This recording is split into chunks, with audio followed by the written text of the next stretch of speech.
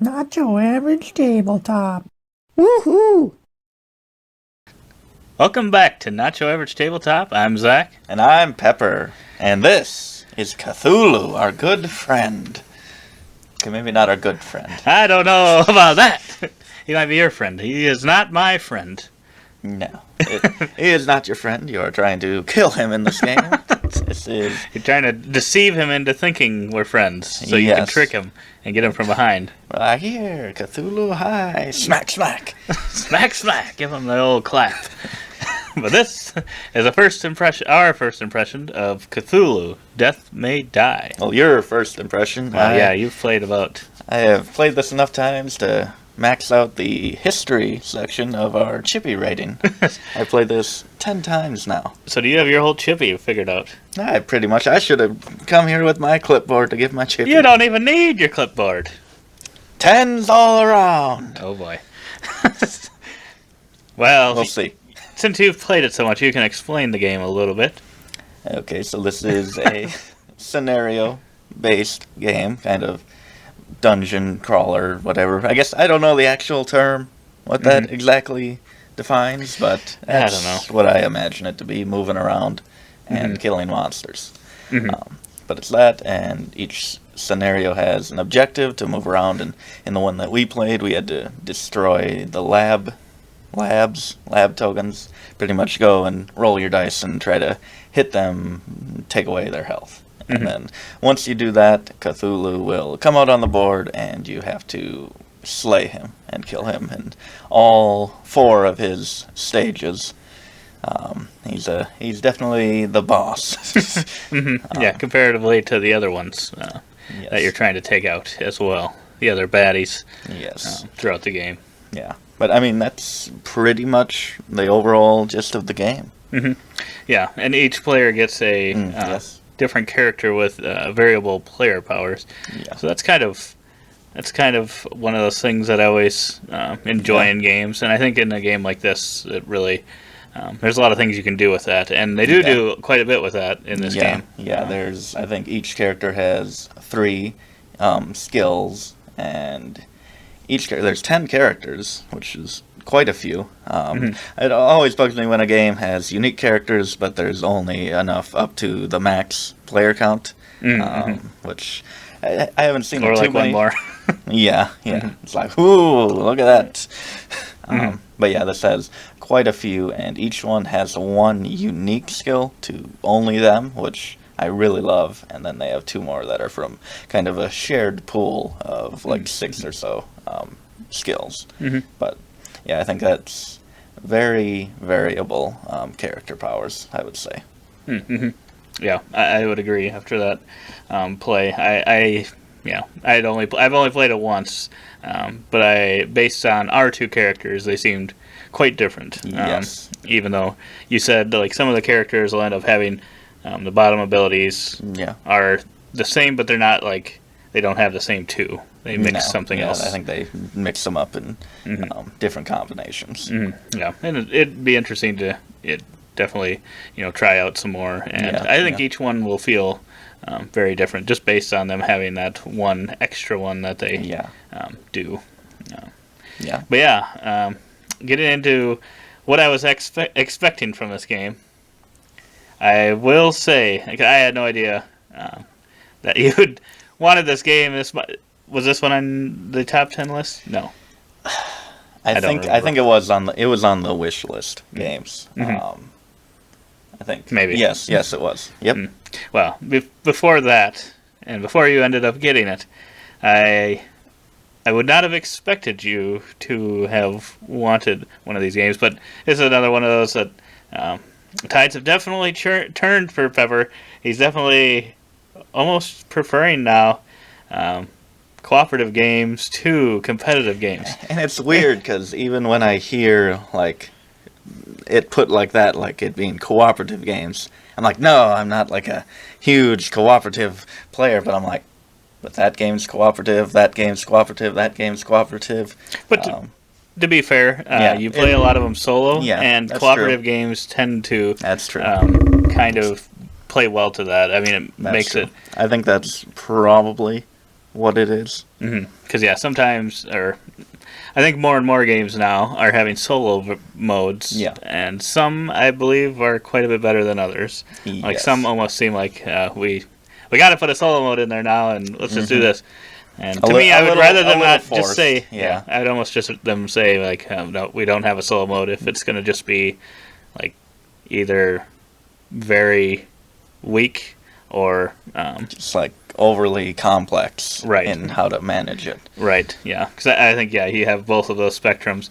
There's been a few that I've played that... I don't play many solo games, but I think probably a majority of the ones I've gotten lucky that they're usually pretty easy to control, which is always nice. But I think like I haven't tried the Scythe one, but I think that one's a little bit more complex. I think there's some of those complex ones out there that it's just like I could just as well control like another character or something at this point. I find myself doing that with some games. I think even some that do have a solo variant, I'm like, I'd just rather control two characters.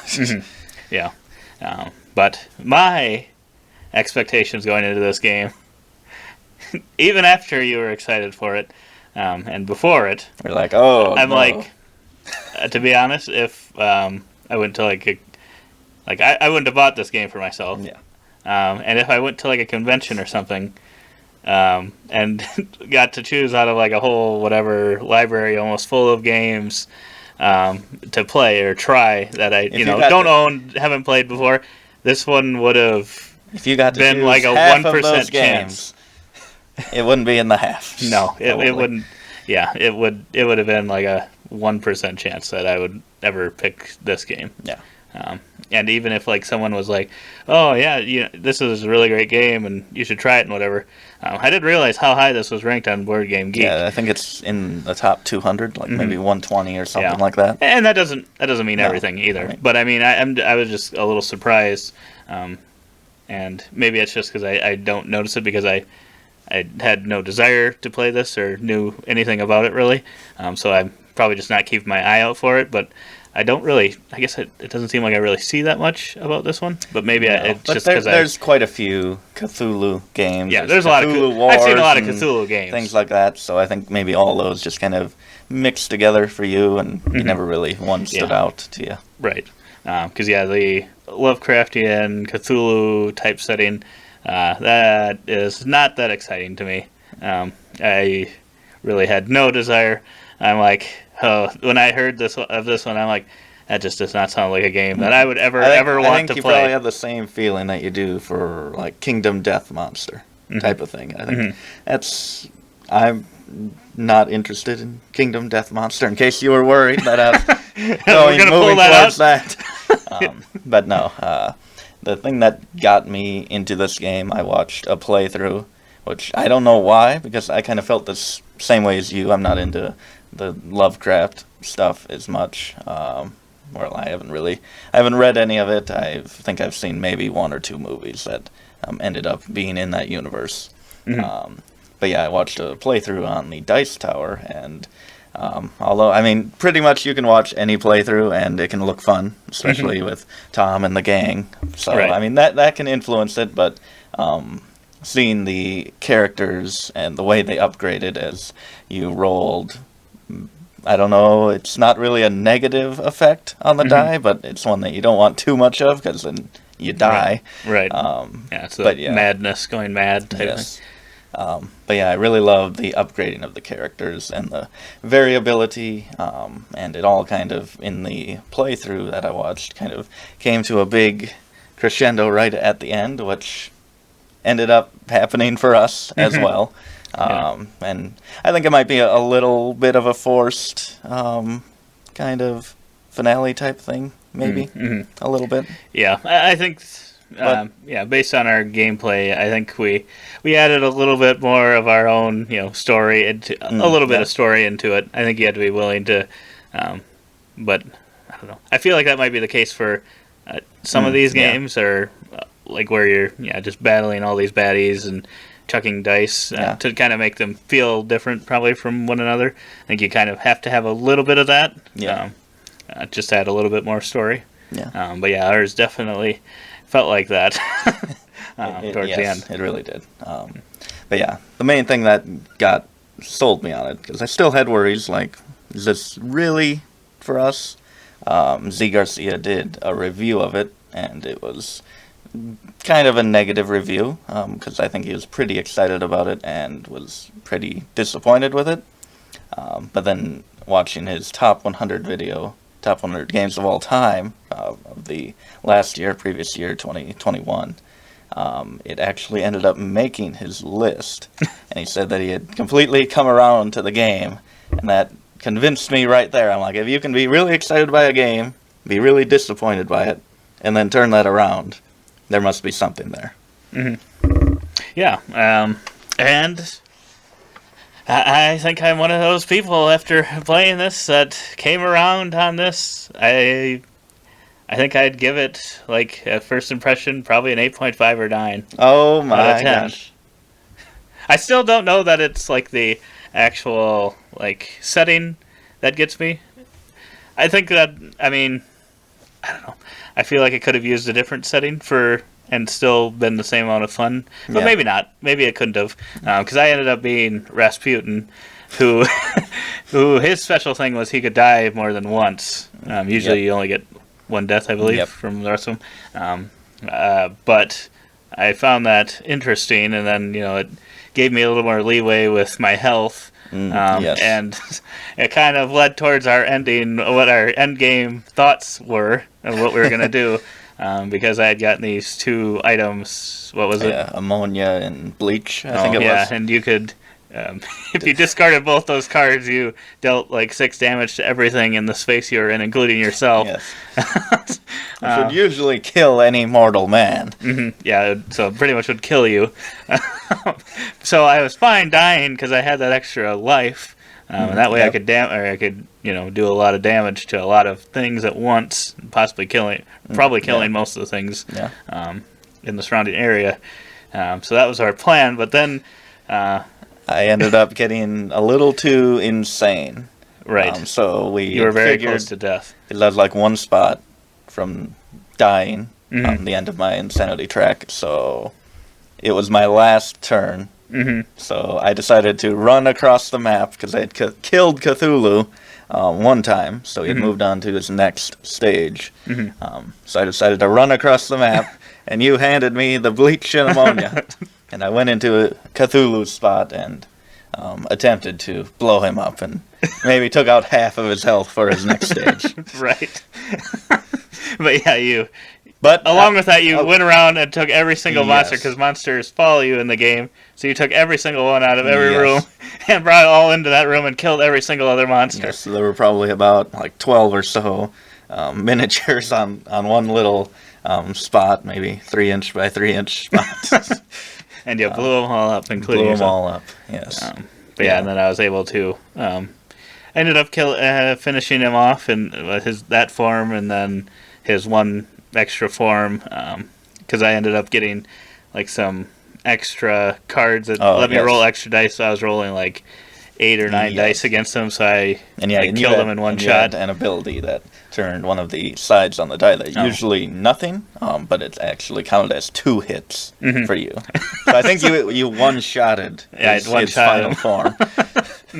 So that was pretty awesome. And so if I played this form, maybe my rating's a little high based on that one play of having a really great time. But no, for a setting that I'm not into even now, it was almost perfect. It was really, really fun. I would not have expected it.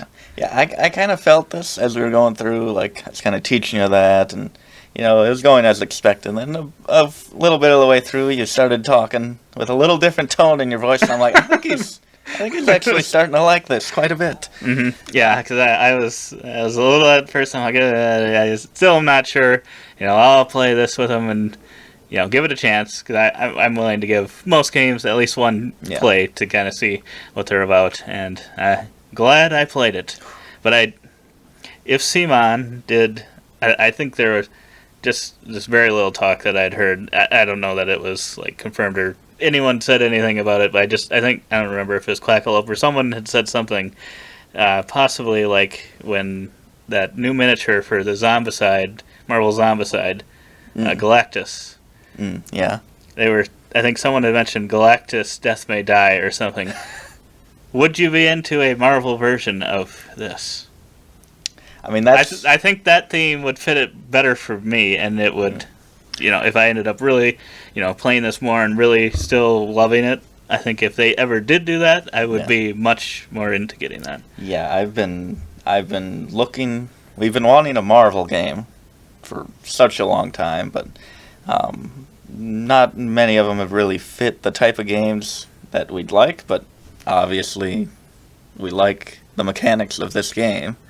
I guess I haven't given my rating, but I do love the game, so yeah, if you throw on another theme that I actually absolutely love in Marvel, yeah, I think that would probably be an instant back. Depending on the price, of course. Right, yeah, CMON's pricing on some of their Kickstarters and is a little bit much. A little bit. Just check out the Marvel Zombicide. If it, I'm guessing this video will come out after that's already passed. Yeah. Maybe once people are getting their things, getting their games. But no, I would definitely consider it. Yeah. But yeah, that's Cthulhu Death May Die. Yes. Yeah. Are you going to give your rating, or is that a secret? I gotta give my rating. I'd say first impression, which I want to keep a little different from overall rating. So, first impression of this game is a 10 for me. I mean, I absolutely love the game. There's the upgrading of the characters and the moving around and gathering all of the enemies as you exit their spaces. They follow you. I think those two things are just so cool and create amazing moments. This is a game where you're going to remember moments. Yeah, that's everything I wanted it to deliver. That is awesome to hear, and I like the fact that you've played it more times and you still love or seem to really love the game. Yeah. So yeah, because I think that's good. That might have been because we played the first scenario. I think that was probably my fourth time playing it, and I still had a blast with it. So even if you're worried about only like 6 scenarios, I know a lot of things have many more scenarios. But yeah, I still find this one real playable. Yeah. Awesome. Well, that was quite the first impression. It might be in the runnings for 2022 top games of the year. Maybe yes. We'll have to see. The time of this filming is very early. It is very early in the year. It's still January currently, but it's already in the works, already in the talks. Yeah, if you liked the video, give us a thumbs up. If you want to see future content, maybe even eventually, maybe a playthrough of this or something. Maybe. I don't know. Might be. If you want something like that, definitely leave a comment below, letting us know. Also, if you don't want this guy haunting you, and sneaking up while you sleep. You must subscribe. You have to. It's the only way now. If you've made it this far, he's going to haunt you. But even though that's the case, we hope to see you on the next one. And as always, don't forget to keep on nibbling on our content.